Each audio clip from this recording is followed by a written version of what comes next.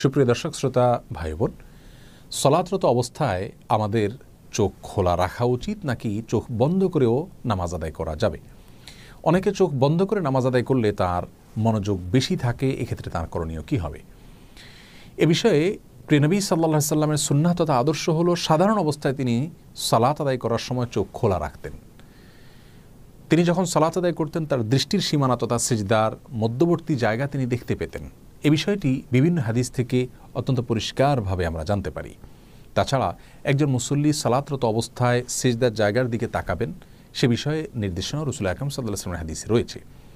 সুতরাং সাধারণ এবং স্বাভাবিক অবস্থায় একজন মানুষ চোখ খোলা রেখে সালাত আদায় করবেন, সে বিষয়টি তার জন্য উচিত এবং উত্তম এবং সুন্নাহসম্মত। তবে যদি কেউ সালাতরত অবস্থায় তার দৃষ্টির সীমানায় এমন কোনো কিছু দেখতে পান বা এমন কিছু পড়ে তার দৃষ্টির সীমানায় যেই বিষয়টি দেখা তার জন্য গুনাহের, তাহলে অবশ্যই তিনি চোখ বন্ধ করে সালাত আদায় করবেন।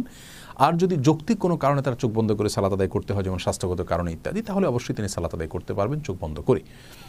আর নিছক মনোযোগ ধরে রাখার জন্য তিনি চোখ বন্ধ করে সালাত আদায় করলে সেটি তার জন্য জায়েজ হবে কিনা, সে বিষয়ে ফোকাহে কেরাম এবং আইম্মা এজামের দুটি মত রয়েছে। অনেক ফকিহ এবং ইমামগণ চোখ বন্ধ করে সাধারণ অবস্থায় সালাত আদায় করাকে মাকরুহ বলেছেন, অনেকে অনুমতি দিয়েছেন। যারা মাকরুহ বলেছেন তাদের যুক্তি হলো, প্রথমত রাসূল করিম সাল্লাল্লাহু আলাইহি সাল্লাম চোখ খোলা রেখে সালাত আদায় করতেন এবং মুসল্লিকে সিজদার দিকে তাকিয়ে সালাত আদায় করতে বলেছেন, বিধায় চোখ বন্ধ করে সালাত আদায় করাটা এই সুন্নাহ এবং হাদিসের পরিপন্থী।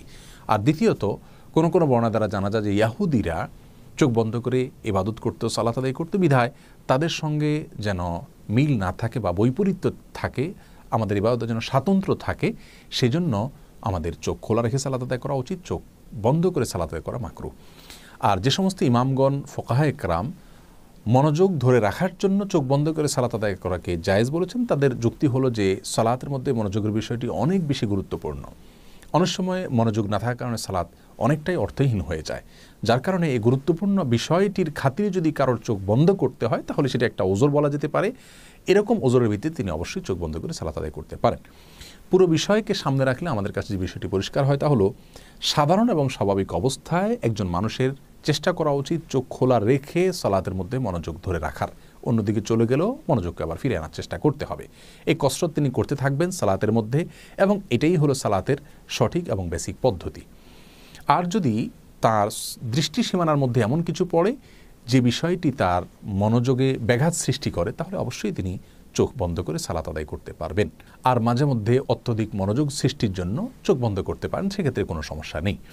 দোয়ার সময়, দুরুদের সময়, জিকির আজকারের সময়, কোরআন তেলাওয়াতের সময় যদি সম্পূর্ণরূপে তিনি চোখ বন্ধ করে রাখেন এবং তাতে যদি তার মনোযোগ বেশি থাকে, সেটা অবশ্যই জায়েজ রয়েছে, সেক্ষেত্রে কোনো প্রকার বিধিনিষেধ কেউই আরোপ করেননি।